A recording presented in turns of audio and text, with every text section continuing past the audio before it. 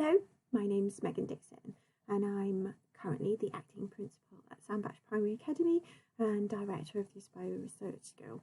This session is called Sweating the Small Stuff and it's designed to be an introduction to the Education Endowment Foundation guidance report on preparing for literacy and to help us consider the importance of oral language development as we prepare for the children coming back into school.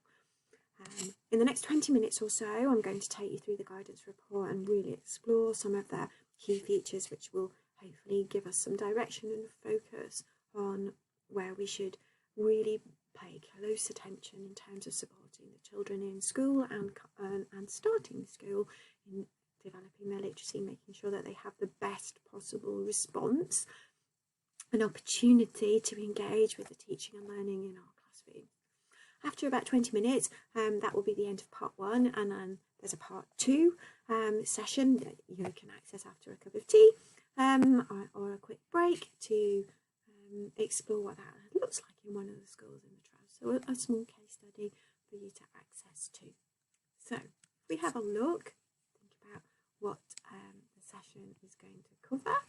What we've got here is I want to start off with a check-in, so a quiz posing some questions to help set the scene, and then explore what we call the early intervention argument, thinking really carefully and providing a rationale on why it's so important that we focus on particular areas of literacy development for young children when they start, and how this prepares them for the rest of their school and academic career and life in general. And then we'll look at the guidance report and I'll take you through that, identify some of the things that are powerful and important.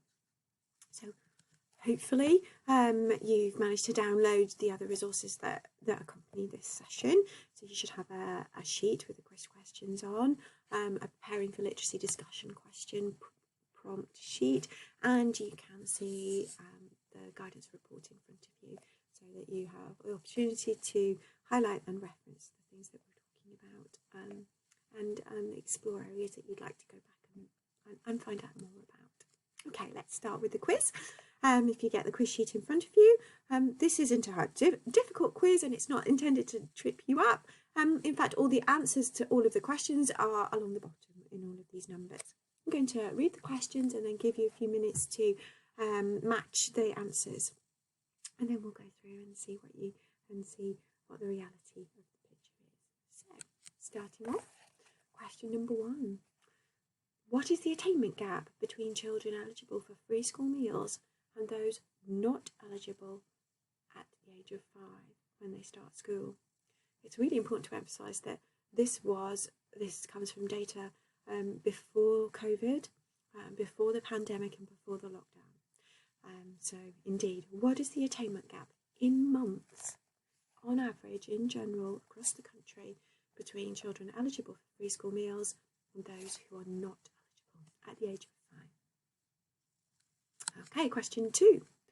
In 2017, so 3 years ago, how many primary schools in the UK ensured that their children who were eligible for free school meals attained above the national average scaled score for all 11-year-olds?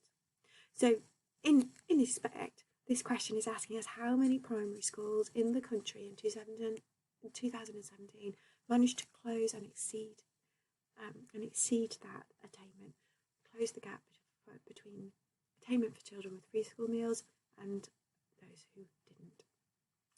Choose one of those numbers. Which one do you think it is? The third question. In disadvantaged communities, so communities with social and economic disadvantage, percentage of children will start school with speech, language and communication difficulties? Which one of those numbers do you think it is? And then moving to the end of a school academic career perhaps, what percentage of young offenders in young offenders institutions have unidentified speech, language and communication needs?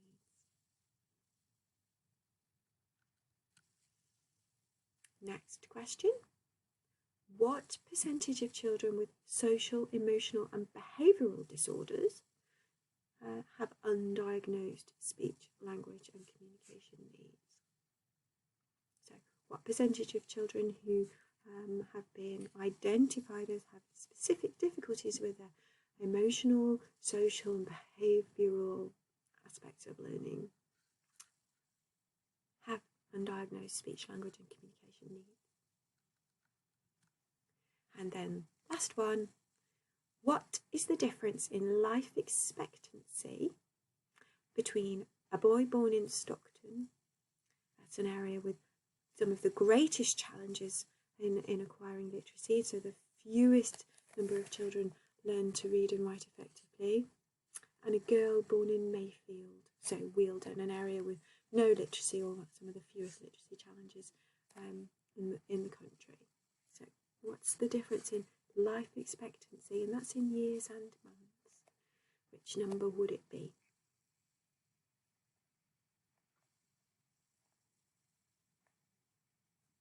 Okay, so if you're ready for the answers, I'll go through them with you. See what you think. The attainment gap, question number 1, before lockdown, before COVID, before anything, between children eligible for free school meals and those who are not eligible at the age of 5 is 4.3 months in attainment. And in fact, a very recent study just published by the Education Policy Institute has identified that for children with free school meals in the UK in the past 5 years, the gap has stopped narrowing, and in fact it's now getting bigger. So at least 4.3 months in attainment on entry to school is the gap between children in disadvantage and children who aren't. Okay, question number 2. In 2017, how many primary schools in the UK ensured that the children with free school meals attained above the national average in their SATs attainment? Well, you probably guessed it's the biggest number at the bottom. It's 1,726. Out of about 16,000 primary schools, that's not a very large proportion. But we're really lucky in our trust in that we have schools within our trust who manage to be some of those schools who narrow and exceed the gap for children, Ashgrove Academy being one of them. Okay, question 3. In disadvantaged communities, what percentage of children will start school with speech, language and communication difficulties? Okay, well, I'm guessing some of you probably thought it was 60%, but in this case it's not, it's 50. 50% was identified on average in general across all schools, but also within disadvantaged communities. And James Law and his colleagues at Newcastle University, in a large study for the Education Endowment Foundation, also identified that in some areas with very high disadvantage, up to 80% of the children start school, they already have persistent, unaddressed speech, language and communication difficulties. All right, here we go. Question 4. What percentage of young offenders have unidentified speech, language and communication needs? Well, this is the 60%. So it has been identified time and time again. Young offenders, children, young people who have got into huge amounts of trouble, disaffected, often come from backgrounds of poverty and disadvantage. 60% of them, some of their primary need is that they have speech, language and communication problems that have never been identified, addressed or supported throughout their entire academic school career. Okay, next question number 5. What percentage of children with social, emotional and behavioural disorders have unidentified speech, language and communication needs? Shockingly, research has indicated 81% of the children in our schools with these difficulties have, underlying all of this, speech, language and communication needs. Language development is directly correlated, supported and enhanced as children's self-regulation and ability to control their behaviour. So there's a direct link there. in many respects it's not so surprising. And then finally, last but not least, there is 20 years and 9 months difference in the life expectancy between a boy born in Stockton and a girl born in Mayfield. Literacy costs years on your life. So this is so important. There. I wonder if there are any surprises in any of that for you.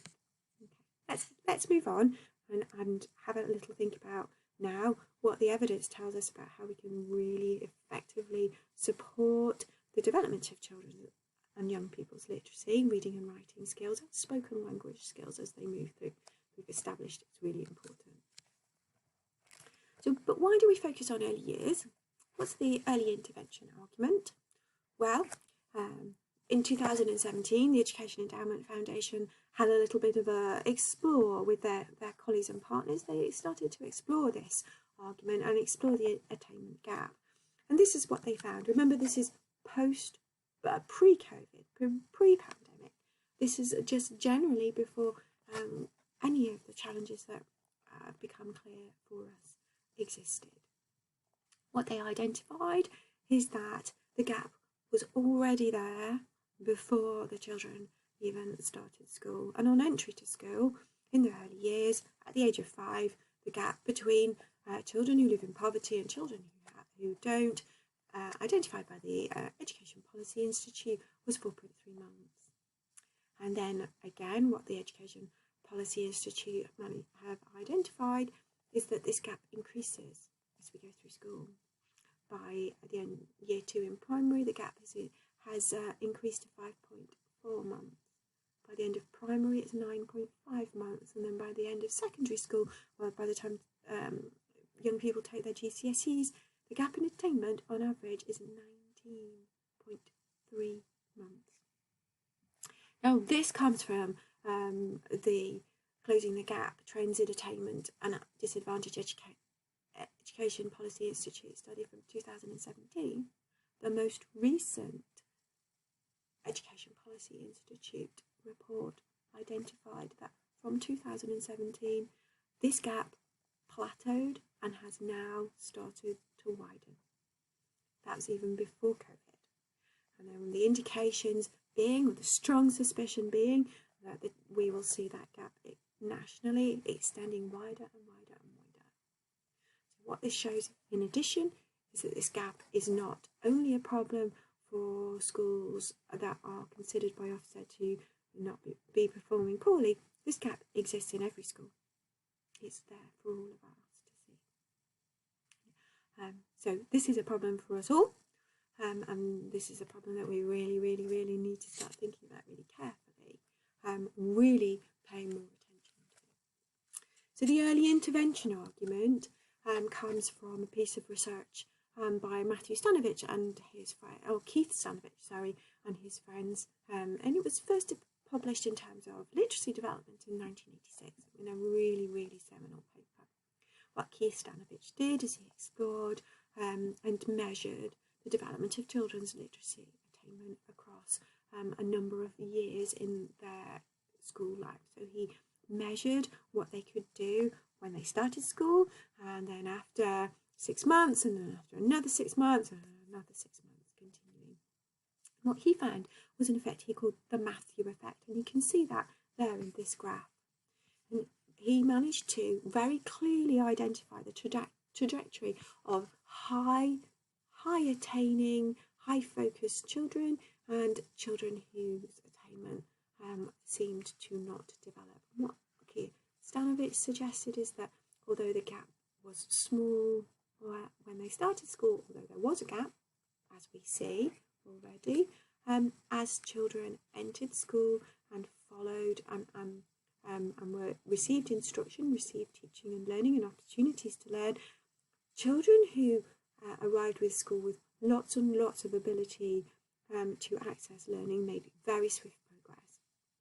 As some children arrived at school, although they were possibly at the same level, they didn't have the same ability to access learning.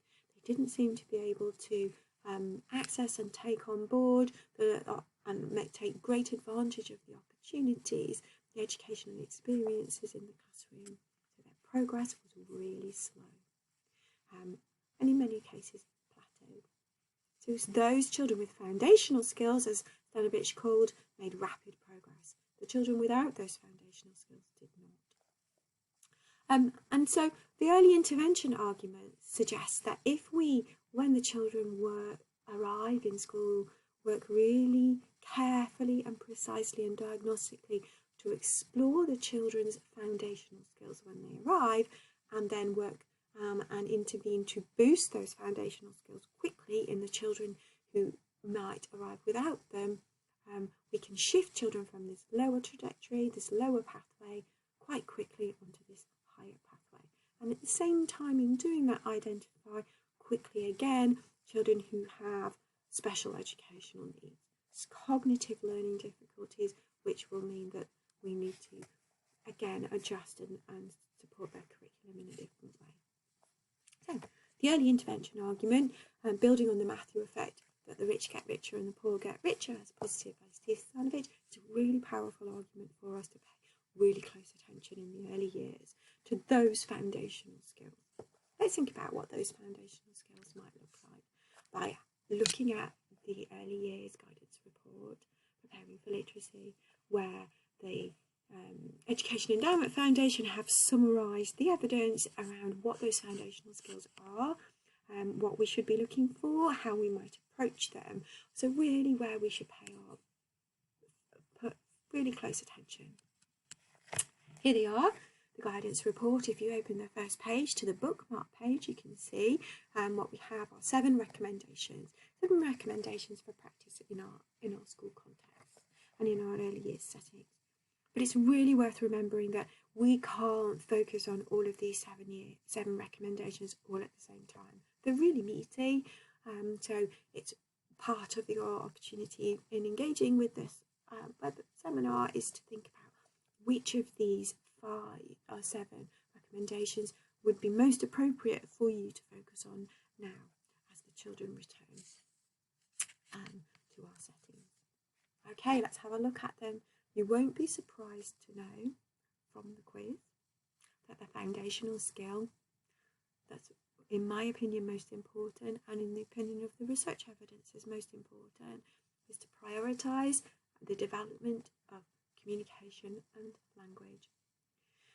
As the slide says, language is the foundation for thinking and learning. Vast amounts of our curriculum are delivered through language, and if you cannot understand or express yourself, it places you at a huge disadvantage from the very beginning. If your focus is on learning language, you're not learning other foundational skills that children around you will be exploring. So there are ways that have been identified that are really effective at developing language quickly. High quality interactions, talking with children, that serve and return of conversation where we lift and build and extend their language. Being really clear about modelling effective language and communication practices at all times, remembering that those eyes are always watching and learning from us. And then some of the other things that we love to do, which have huge advantages on language learning: shared reading, sharing books, opportunities for storytelling, and extending children's vocab in both an explicit and an implicit way, are all important and effective. When we're thinking about learning vocabulary, it's interesting to start thinking about what that might look like in terms of the different types of vocabulary that we have. So Tier 1 vocabulary, we will have children in our settings who arrive who actually are limited in their Tier 1 vocabulary at words of everyday speech familiar to most children. We will have children for whom that aspect of language is limited. And in that respect, that needs to become our primary focus.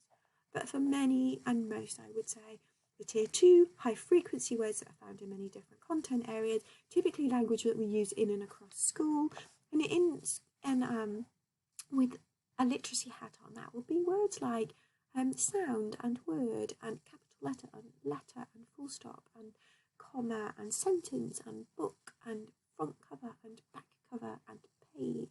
All of those things, not taking it for granted, that all children know and understand. And then then sometimes we'll need to focus on tier 3, kind of more expert and explicit words that are only used in 1 or 2 contexts. And those are, we might say dinosaur names were definitely tier 3 words, but children love learning them, don't they? Okay. Intricately related to speech, language and communication, and building on a foundation of language development.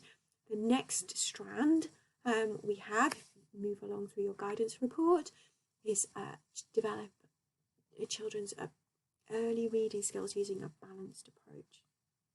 What this essentially means is that early reading requires all sorts of skills. The children bring all sorts of skills and capacity to the table to allow them to acquire the ability to read.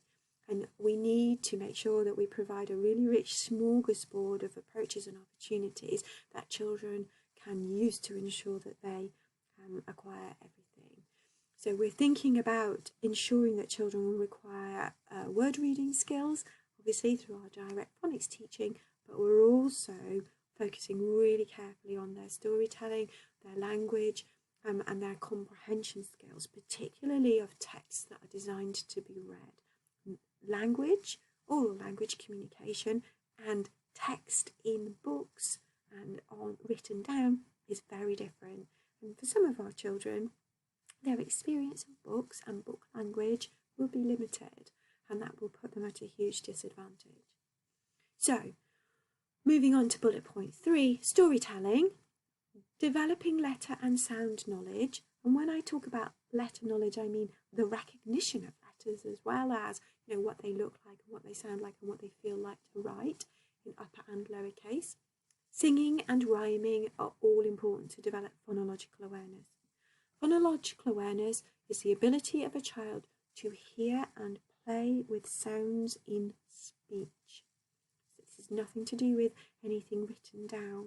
So all of these aspects are fundamental, foundational skills that are required, are essential to be able to acquire literacy and learn to read and write effectively. Developing phonological awareness and interest in sounds before introducing phonics is really important. If children cannot hear and distinguish sounds in speech, if they can't hear words within a stream of a sentence, if they can't isolate different individual words, learning phonics is going to prove extremely challenging for them. One of the ways that we can help children that I really like, because it's really simple more than anything else, is to read to them all the time. And the research evidence is really helpful in that respect as well, because reading the same book over and over and over and over and over and over again not only helps with the phonological awareness development, it also helps with them learning language. As children hear books read to them, they pick up chunks of story language, words, and not just individual pieces of item vocabulary, not just individual words, but phrases and whole sentences as well. So that having the same 10 books stuck in your room and that you pull out over and over and over again, and everybody in your setting knows that they're there and those are the books you're focusing on, really does make a difference. Over and over and over and over again, a wide variety of different types of text. What a fantastic opportunity to sit down and share a book. Brilliant. Number 3, when we're thinking about building children's foundational literacy skills, really important is to build and develop their capabilities and their motivation to write. So in the same way that we're thinking about, when we're thinking about writing acquisition or reading acquisition, we're thinking about word recognition and comprehension. In writing, we're thinking about understanding the composition of writing and what it means to be a writer, and developing their ability to record their handwriting and phonics skills in that capacity. So their expressive language, their ability to talk, to communicate, to articulate their thoughts, words and ideas underpins writing. A child who's struggling to express themselves is going to struggle to write in any communicative way. So we need a lot of opportunities to communicate through writing, and a lot of adults around in the room modelling and exploring and articulating those opportunities for writing. And I'm encouraging children to be picking up pencils and other mark making equipment to do that. It's really important as well to pay attention to the fine details, to sweat the small stuff of the handwriting development. Foundations of fast, accurate and efficient handwriting style is really important, and it will hinder children hugely if they don't acquire these. So we need to focus really carefully on developing the process, so teaching children how to write, and the product, so how their handwriting looks when they develop. Some of the things that we do across the Trust that have been identified as being really effective in supporting both the compositional aspects and the handwriting development are some of these. So we've got helicopter stories. We're really lucky in the Trust to be able to have a helicopter story centre of excellence at Ashgrove, where the Deputy Head Sally Veal is a national trainer. Helicopter stories being a way of story scribing, where you take the children's stories and then the children in the whole of the class act them out later on in that day. So it provides a real motivation for having a voice, for telling your story, and the children absolutely adore it. And actually, I've not met a teacher that doesn't or enjoy it, adore it either. And then if we look at this next picture down here, talking about handwriting patterns, so really ensuring that we develop the children's foundational skills in terms of being able to control these patterns in a systematic way, and then paying really close attention to the letter formation, the movements that children make as they're making the letters, to make sure they don't make any A's with funny balls with sticks on the end, or B's back to front or upside down. Handwriting teaching the movement rather than the actual physical look of it. And using a wide range of materials. I've got some Play-Doh here for that Play-Doh, because handwriting is a physical activity. So making sure that children have the gross and fine motor control to be able to engage in these smaller activities, and that they develop those maybe through Do Disco or Do Gym if they need to strengthen their fingers and their hands, their muscle controls, but also their core inner strength to be able to sit on a chair, hold themselves upright, hold and use their arm, and focus in an appropriate way. And most of all, making sure that we are insistent, consistent and persistent. Handwriting really is about sweating the small stuff all the time, and making sure all the adults in the room do it in the same way. Okay, underpinning all of these, and as I say, directly linked to language development, is this idea of self-regulation, the ability to control and change our behaviours in response to the environment around us. And the ability to plan and to do and review what we've done. So learning as we're moving forward. And embedding self-regulation in opportunities is incredibly important, and helping understand what that looks like and ensuring that the activities within the setting remain suitably challenging to enable children to do that. Now, the person who's really done a huge amount of research into children's self-regulation development in the UK is Professor Edward Mellish and his colleagues at the University of Cambridge, and he can describe it in much better detail than I am, so I'm going to give you the opportunity to watch a short video now where he explores what this looks like and gives us some really powerful tips about how we can develop it.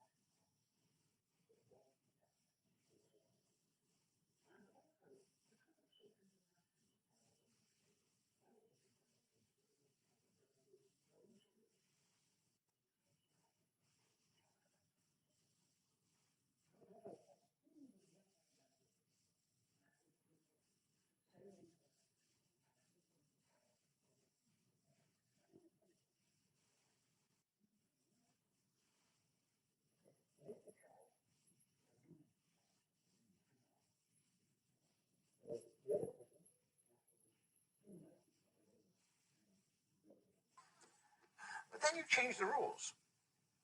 Now, when the conductor waves the baton fast, you go slower.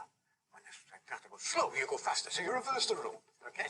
You're learning to control your behavior differently in different situations. That's one example. And you can sometimes make one child the conductor, the other child the playing instrument, and vice versa. And role-playing games, that's happening with doctors and nurses, mothers and fathers, teacher, people, all these kinds of role-playing games, teams and sides.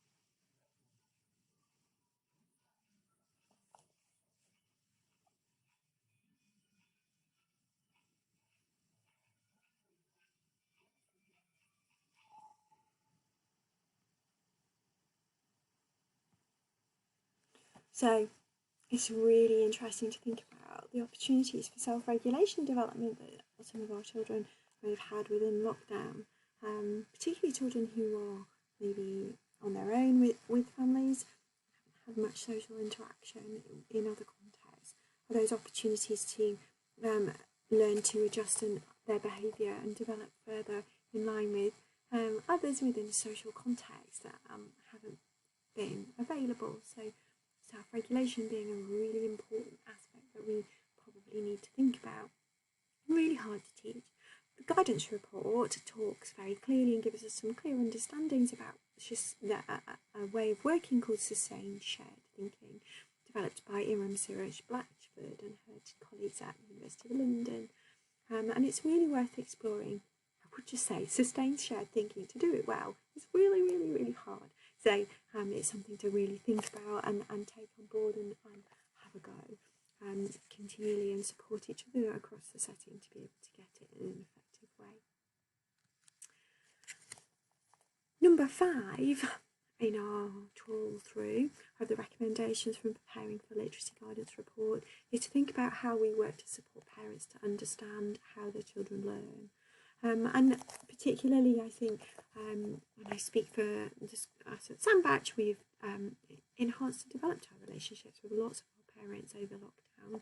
And so this is something we want to work much further about, thinking about helping parents to understand how they can read to children and the difference between reading with them and supporting them really effectively.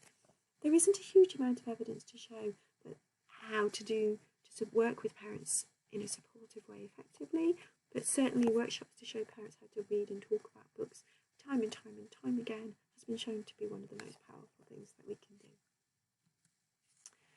Number 6, perhaps this should be number 1, and certainly within our context of returning from pandemic and seeing children once again after a very long period away, is to make sure that we're using really, really high quality assessment all the time.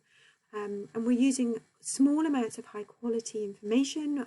We're not overwhelming ourselves with assessment, but what we're doing is used to really inform our professional judgments, and we're using it really diagnostically and flexibly to ensure that the right children are getting the right support at the right time, and we're making sure that we're not wasting time teaching stuff that's already known, but we're also not wasting time teaching stuff that the children aren't in a position to learn. One of the aspects from early years that has been identified as having a real impact on children's ability to acquire literacy skills that we sometimes overlook are making sure that they can see properly and their ears aren't gummed up. So their hearing and sight can change very, very rapidly at a young age, and children should have their eyes checked every 6 months, and they can very rapidly lose their hearing, so monitoring these.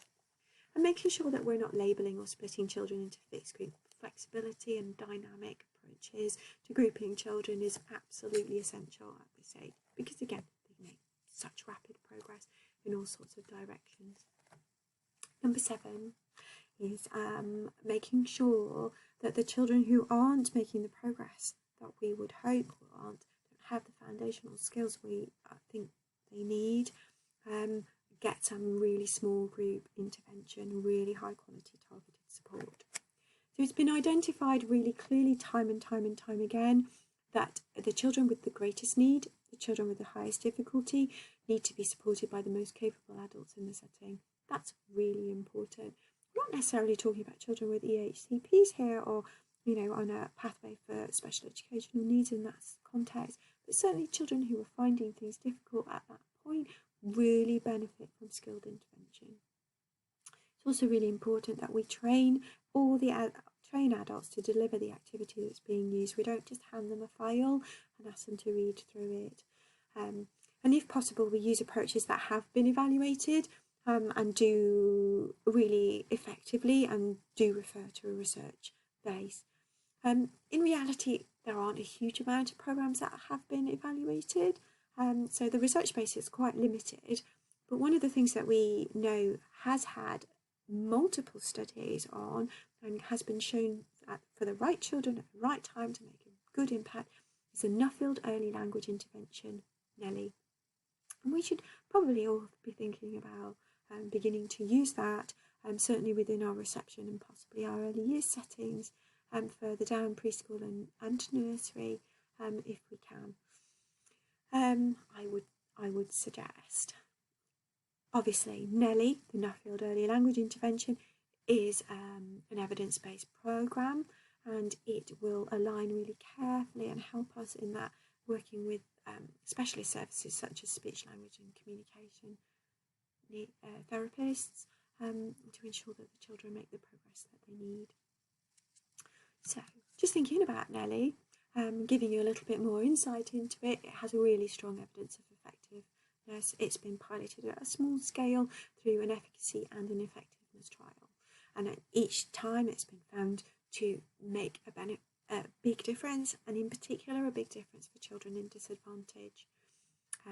It is part of, at the moment, the DFE's COVID response £1 billion fund for children. So we can, as within school, go online and sign up and receive a variety of the training model online and support children in small groups to access the intervention. What NELI won't do is support children who have speech, language and communication disorders. But what it will do is help you identify those children in a bit more of a systematic way, in what we call a response to teaching model. So a child within a group, you have 5 children within a group, you may have 4 children who make really good progress on NELI and 1 who doesn't. The one who doesn't is not responding to the intervention, and that gives us really powerful information to show us that we need to take it further, and their needs are probably more greater and require a different approach, probably a more specialist approach. So in all respects, there's a win-win there.